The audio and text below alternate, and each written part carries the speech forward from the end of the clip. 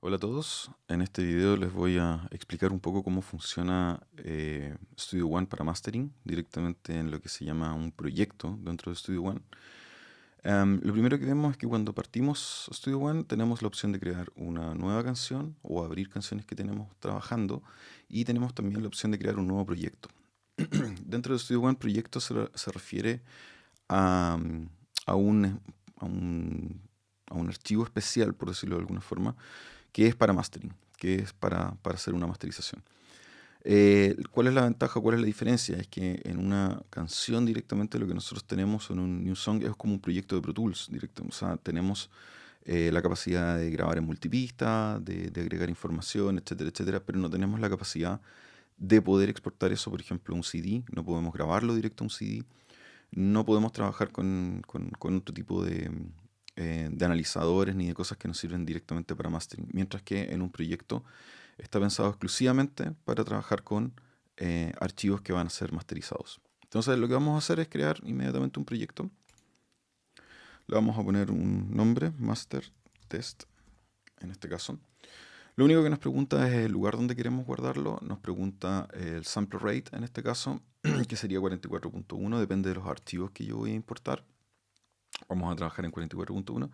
Y nos dice también, por ejemplo, si queremos importar archivos que vienen desde una imagen DDP. DDP significa Disk Description Protocol y es un formato que se ocupa en mastering para enviar nuestro proyecto final, nuestro delivery que se llama, directamente a una planta de replicación, que es donde se van a hacer los discos. Lo vamos a ver dentro del proyecto y se van a dar cuenta dónde puedo sacar esa información. Vamos a apretar OK. Y antes de hablar de cómo realizar el máster, vamos a hablar un poco de la interfaz, cómo está dividida. Nos damos cuenta que en la parte izquierda tenemos todo lo relacionado con la información de los tracks que nosotros importamos dentro de Studio One, junto con los procesos que vayamos a ocupar, procesos que están divididos entre procesos por track directo. Cuando empecemos a importar se van a dar cuenta cómo aparece acá, procesos por track, y procesos que son generalizados, es decir, que afectan a todos los tracks, los que se encuentran en la sección de master, los cuales están divididos también en inserts y post en el fondo. O sea, los dos son insert, pero en este caso son pre-fader y acá son post-fader. Esa es la única diferencia entre ambos. Normalmente lo que yo pondría en la sección de post-fader son visualizadores, meters, etcétera, mientras que en la sección de pre-fader pondría compresores, ecualizadores, etcétera, que quisiera que afecten a todo mi proyecto completo, a todo mi proyecto. Al lado derecho nos damos cuenta que tenemos diferentes visualizadores también. Tenemos analizadores de espectro, analizadores de octavas, de tercios de octava, etcétera. Todo lo que nosotros queramos ver relacionado a nuestra visualización del audio. Tenemos incluso sonogramas, podemos ver por curvas, etcétera. Nos encontramos también con un meter en esta parte de acá, que nos permite medir en diferentes unidades como PIC RMS, K20, K14 y K12, que son los sistemas establecidos por Bobcats directamente en su sistema K-System.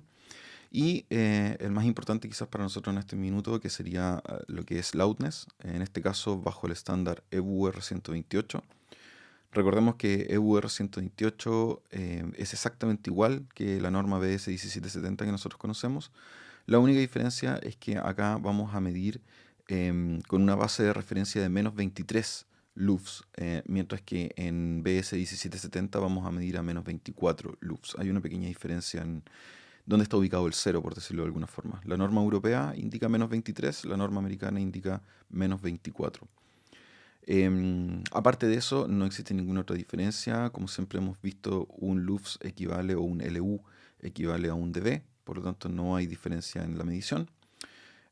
Incluso aquí al lado podemos darnos cuenta que también tenemos, ¿verdad?, la posibilidad de medir lo que estaba mostrando este meter en LUFS directamente, donde el número que nos va a aparecer aquí en integrado, ¿verdad?, va a corresponder a LUFS, a un LUFS, o en LU, donde el número va a variar y el número que nos va a aparecer aquí realmente es como la diferencia, por decirlo de alguna forma, desde nuestro cero, ¿ya? Es relativo, en cambio este es absoluto. Cuando nosotros medimos acá, estamos midiendo y nos va a marcar absoluto el tiempo de integración de todo el tema que nosotros estemos pasando en ese momento, nos va a indicar en este número de acá, mientras que acá es relativo al cero. Ya lo vamos a ver cuando estemos importando algún tema. También tenemos, bueno, la posibilidad de que nos muestre el LRA, que en el fondo corresponde a loudness ratio, por decirlo, o range en este caso, que es como el rango dinámico, por decirlo de alguna forma, de nuestro tema, medido en loops también. A mayor rango dinámico significa que nuestro tema es más dinámico, o nuestro material, nuestro programa, como queramos decirlo, es más dinámico, tiene más diferencias entre PIX y el RMS, pero tenemos que tener cuidado porque a veces también algo que sea extremadamente dinámico no nos va a servir para poder entregar algo con fuerza o con peso. Así que hay que buscar em, lo normal, digamos, que no sea extremadamente dinámico, pero que tampoco pierda dinámica. Y TP nos está indicando true peak directamente, nos está indicando el nivel del true peak, del peak verdadero como nosotros conocíamos. Entonces, una vez visto la parte de los meters, en la parte de abajo nos encontramos con la pantalla como de edición, por decirlo de alguna forma, que es donde nosotros vamos a montar nuestro disco, donde van a aparecer nuestros temas y nosotros vamos a ir viendo el orden, poniendo uno delante que otro, etcétera. Todo lo que tiene que ver con el montaje, que es lo que nos importa. Hoy día, o en este video directamente no voy a revisar lo que tiene que ver con los efectos, ya que vamos a dar por entendido de que lo que nosotros vamos a importar a Studio One ya está procesado previamente con Ozone en este caso o con alguna otra herramienta. Por lo tanto, no vamos a utilizar herramientas de mastering directamente de audio dentro de Studio One, sino que lo vamos a utilizar como para poder hacer nuestro montaje, simplemente para poder exportar y terminar nuestro proyecto. Entonces, ¿cómo importo audio? Diferentes formas. Puedo hacerlo desde esta misma pantalla con botón derecho Import File. Puedo arrastrar audio desde el escritorio también hacia Studio One, hacia mi proyecto. Puedo ir a Project, Import File y es lo mismo. O puedo ir aquí a donde dice Browse y ir hacia la carpeta que yo quiero, buscarla aquí en Files, irme a la carpeta que quiero y arrastrarlos hacia Studio One. Entonces, esta es la carpeta y estos son los archivos. Voy a seleccionarlos todos con Shift apretado, ¿verdad? Y los vamos a arrastrar acá. Esto es lo que va a pasar dentro del proyecto, esto es lo que nosotros vamos a ver. Vamos a ver primero en esta parte de acá la información de nuestro disco, las pistas que acabamos de importar. Vamos a esconder el browse, ahí están. Nos damos cuenta que aparece el tema, el nombre del tema. Si yo hago doble clic puedo cambiarle el nombre a cualquiera de los temas que tengo acá. Aparte de aparecerme el nombre de los temas, me aparece esta pantalla de información que tenía antes, donde puedo poner, por ejemplo, Master Test, el nombre de mi disco. Esta información es importante porque si vamos a grabar un CD, por ejemplo, de audio, un CD común y corriente, existen lectores de CD que son capaces de leer algo que se llama CD Text. Y CD Text justamente es el texto que yo puedo escribir en el disco y que me va a aparecer, por ejemplo, en los lectores de un CD player de un auto, etcétera, cuando me aparece así como el nombre del artista, el nombre del álbum. Entonces la información que ponga acá es importante y la información que agrego es para todo el disco. Es decir, no es por tema, sino que si se dan cuenta no cambia la información de arriba, es absolutamente para todo el disco. Entonces, artista, vamos a poner varios en este caso. Tengo la posibilidad también, si yo hago clic en este triangulito, ¿verdad?, de poder agregar más información.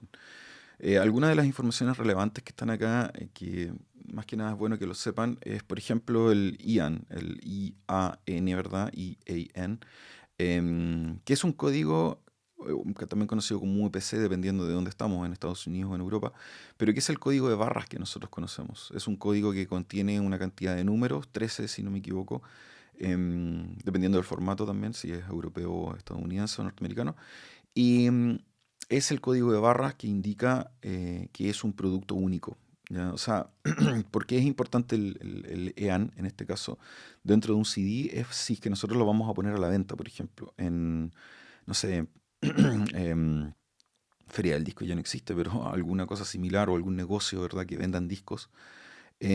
¿Por qué es importante? Porque eso me permite hacer inventario, me permite llevar una contabilidad de cuántos discos se han vendido, etcétera, etcétera.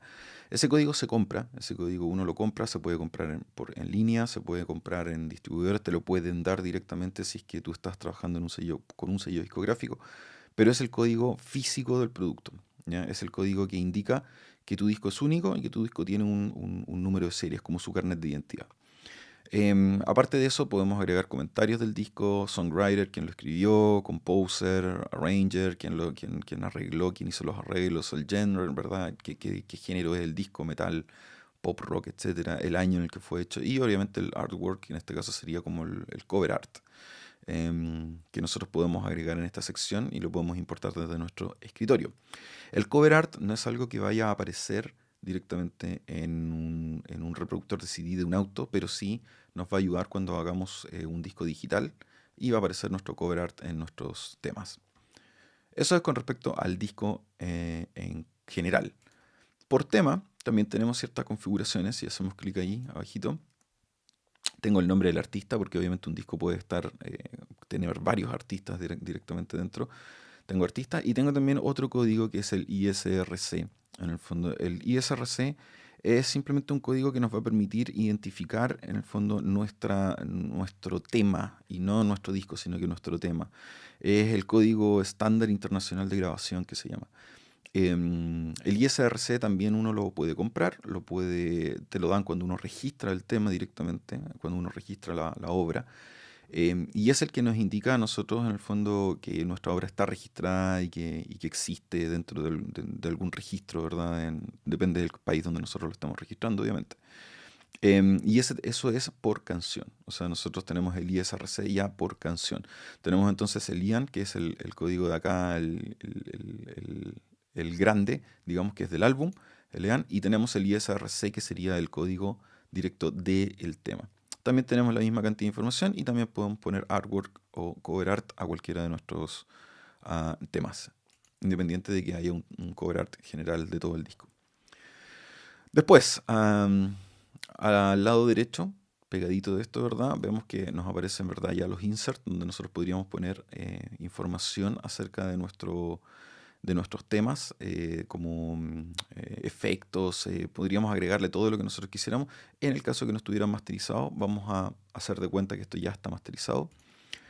Tenemos también acá algo muy importante, que es esto que dice Loudness Information. Si yo hago clic, en este caso como no lo hemos hecho en ningún tema, si yo hago clic acá, va a analizar el tema, se dan cuenta lo está analizando, y me va a dar en el fondo una visión general de cuál es el loudness de este tema. Y lo muestra de la siguiente forma. Me dice, midiendo obviamente en EUR 128, seguimos midiendo de la misma forma, me dice, en integrado estoy midiendo menos 17.5 LUFS, ya para el tema 1. LRA, que es el Loudness Range, como habíamos dicho, es de 10.5 LUFS, ¿ya? O sea, tengo un rango dinámico importante, está bien. Tengo un True Peak en el lado izquierdo de menos 0.8 y en el lado derecho de menos 2. Nosotros sabemos que si esto va a ser un release digital, es decir, lo vamos a tirar a Spotify o plataformas similares, nuestro Loudness Range tiene que estar por sobre los menos 1, 2, menos 1, 4, si queremos estar seguros, en el fondo de True Peak. Por lo tanto, acá se cumple, en el caso menos 1.8, menos 2, no tenemos ningún problema. Nos marca también el RMS, si estamos interesados en saber cuál es el RMS, y el DC, que en este caso no importa mucho, que es simplemente el DC Offset, que se llama, que es cuando estamos trabajando con señal más análoga. En este caso no es importante. Por lo tanto, tenemos integrado, que este es el número que nos importa, y el LRA, que son los números más importantes, más el True Peak. Y nos lo mide pre-efecto y post-effects. Es decir, en este caso van a medir los dos iguales, pero si yo tuviera algún tipo de efecto insertado acá, me va a hacer una medición pre-efecto y una medición post-efecto, que es bastante útil para saber cuánto me está agregando, por ejemplo, de señal alguno de los efectos que yo tengo, algún compresor, etc. Entonces, hasta ahí vamos bien, tenemos los temas, pusimos nombres, tenemos la información del lado, podemos ver el loudness y vamos a la parte de abajo, donde puedo ver mis temas. Si se dan cuenta, los temas consisten de la siguiente forma. Está la forma de onda, está el cuadrado que indica el tema completo y tengo un marcador, una especie de marker acá, que me dice track 1, track 2, track 3, track 4, track 5. Por defecto, Studio One es bastante inteligente y nos deja una cantidad de segundos, ¿ya? Que es importante para pasar de un tema a otro, y nos deja también 2 segundos al principio del disco, 2 segundos al principio del disco, que permite, ¿verdad? Esto es súper importante porque si nosotros ponemos los temas que partan en cero, es probable generar algún tipo de error en el lector de CD. Algún clic o algún pop. No podemos tener la pista inmediatamente al momento que nosotros partimos un disco. Siempre existe un pre-gap que se llama, que es de 2 segundos directamente. Es por protección más que nada. Y aquí lo mismo, tenemos una cantidad, ¿verdad? Deberían ser 2 segundos también, desde un espacio a otro, entre los temas. Eso es lo que normalmente se ocupa dentro de un CD. Pero nosotros podemos rearreglar, cambiar el orden, hacer todo lo que queramos. Y es más fácil de lo que parece, no tenemos que ni siquiera hacerlo desde aquí, sino que desde acá arriba simplemente yo puedo poner este tema, subirlo y ponerlo como 2. Y ahora se cambió el New England al tema 2. Lo mismo con el 5, que es Story Graham, lo podemos poner aquí y cambiar el orden de ellos sin ningún problema. Podemos colorear también, así como lo hacemos dentro de Studio One o dentro de cualquier plataforma, podemos colorear los temas para tener más o menos una idea de qué es lo que es cada uno. Em, ¿Qué más podemos hacer? Bueno, aquí viene la parte importante, por ejemplo, dentro del montaje. Puedo hacer cosas interesantes como lo siguiente. Podría yo editar el tema, es decir, acortarlo, poner los fades, generar todos los fades que yo necesitara dentro del tema. A ver, escuchamos este final.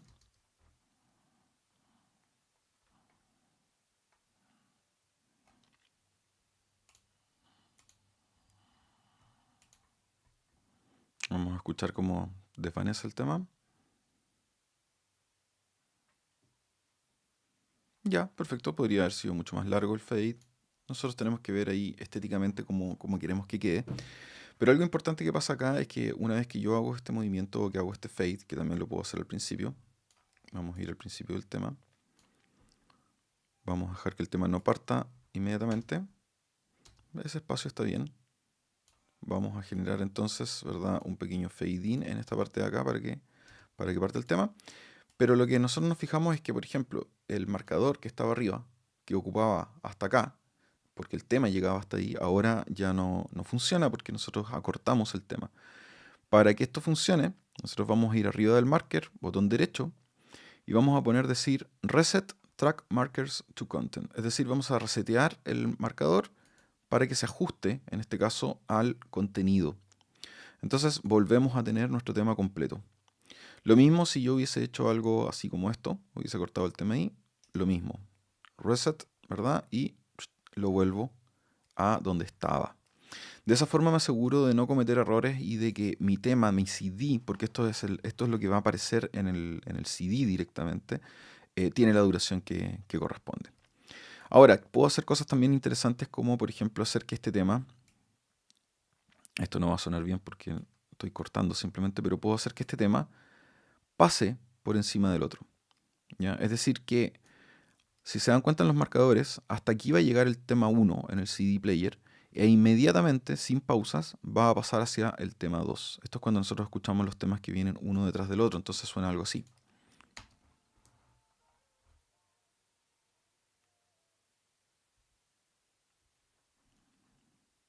Vamos a hacer que parte aquí, porque aquí. Para que sea más interesante, lo vamos a hacer por ahí. Entonces, y nuevamente voy a ajustar el track para que parta y aquí lo mismo, vamos a ajustar. Ahí nos movió el tema completo. Ahí sí, para que los dos queden, ¿verdad? Pegados, tienen que quedar pegados. Lo puedo hacer a mano también, o sea, puedo pescar esto y decir que el track 2 parta ahí, por ejemplo. Entonces, ¿qué significa eso? Significa que el tema va a ir así.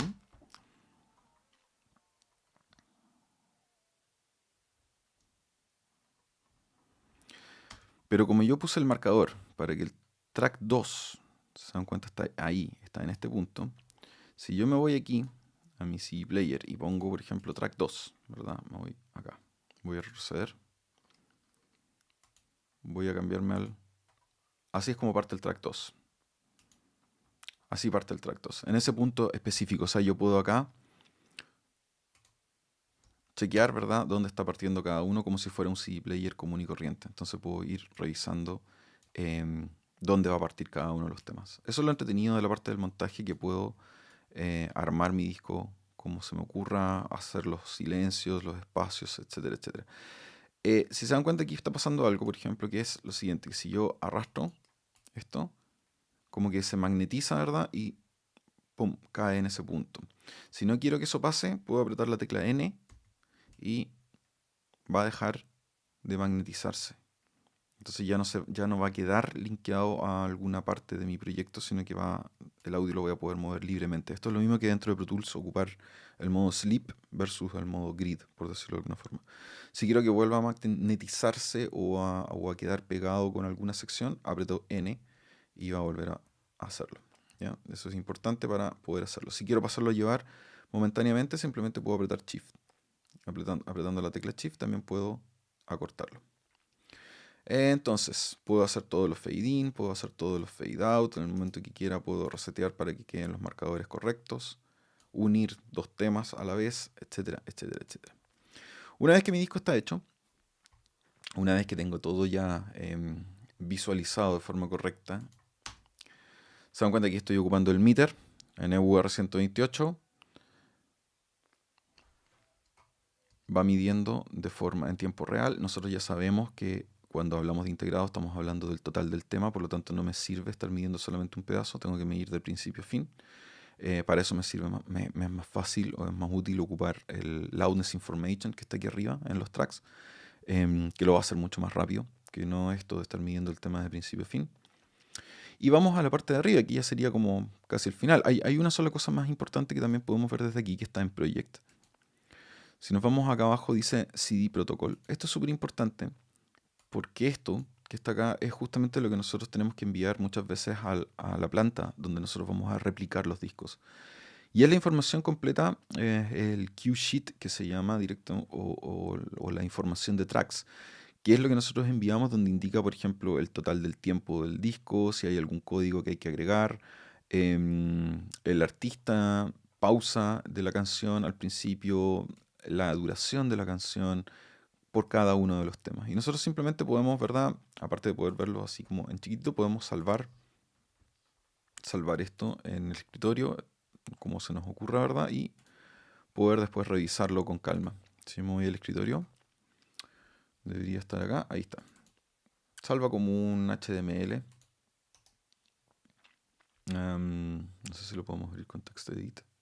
Ahí está. Eso es lo que se salva. Nosotros esto lo podemos exportar después en PDF o en cualquier formato y nos va a ayudar em, a identificar directamente nuestro proyecto y que tengamos la información correcta. Esto es súper importante. Dentro de un máster toda la información debe ser extremadamente correcta, si no vamos a tener problemas cuando se hagan 1000 discos, van a salir 1000 discos incorrectos y eso no lo queremos. Entonces hay que tener cuidado. ¿Qué tenemos acá arriba? Tenemos las opciones de exportación, que es lo que vamos a realizar ahora. Es como ya terminamos nuestro proyecto, ya lo montamos como nosotros queríamos, tenemos los nombres correctos, tenemos todo agregado. Vamos a exportarlo. Tenemos varias opciones. Tenemos la opción de Burn. En el caso de que tuviéramos un grabador de CD, yo no tengo un grabador de CD en este caso en el computador. Si ustedes tienen uno inserto o uno externo, va a aparecer acá el dispositivo y van a poder directamente grabar en el fondo nuestro disco en un CD de audio, que es uno de los formatos de entrega para el examen nuestro directamente. Después la segunda opción es una imagen. Esta no la recomiendo mucho porque una imagen no nos sirve de mucho.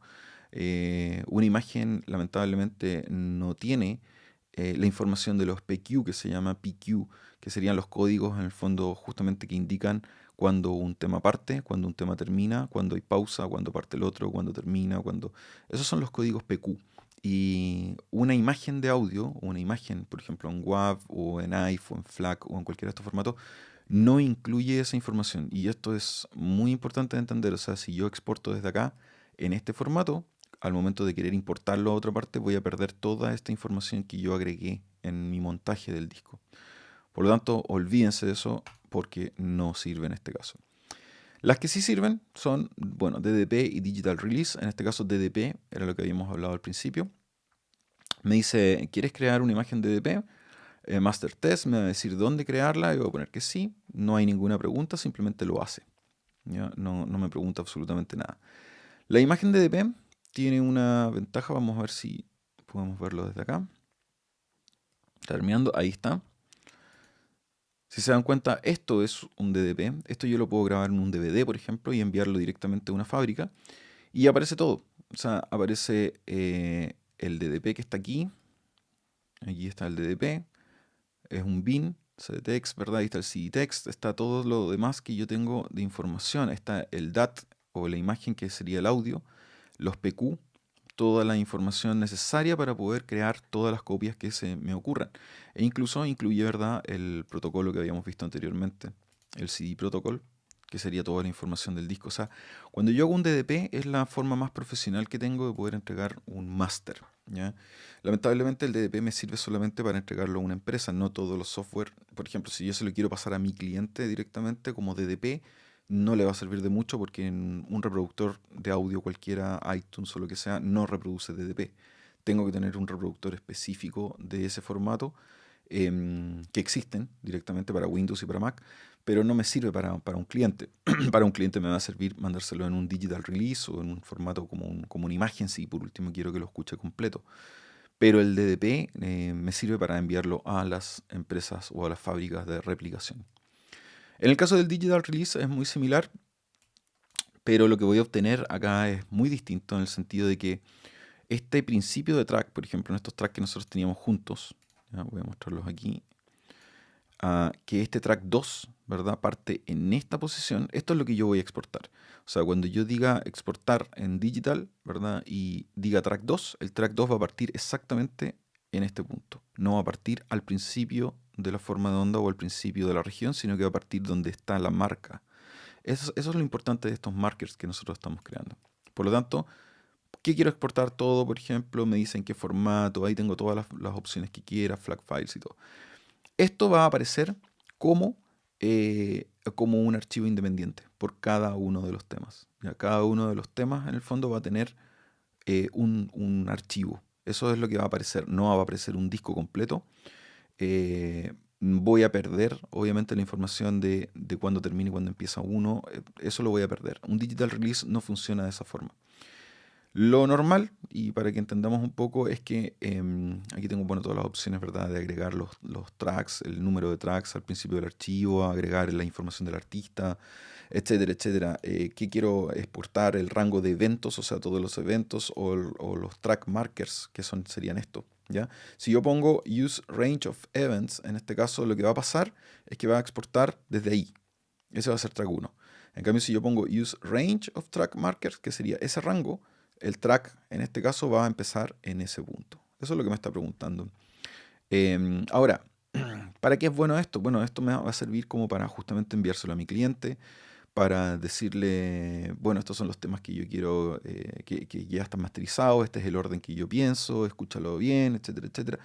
Para eso me puede servir. Me puede servir también para poder exportar singles a Spotify o cualquier formato digital. Porque si, quemar un disco no me va a servir y un DDP yo tampoco lo puedo subir directamente a los agregadores de contenido de Spotify o de iTunes. Por lo tanto, el formato digital sí me sirve y yo exporto en el formato digital y esto lo subo a los servidores. ¿Ya? Eso es lo que yo voy a subir, los archivos en el fondo individuales de cada uno de estos.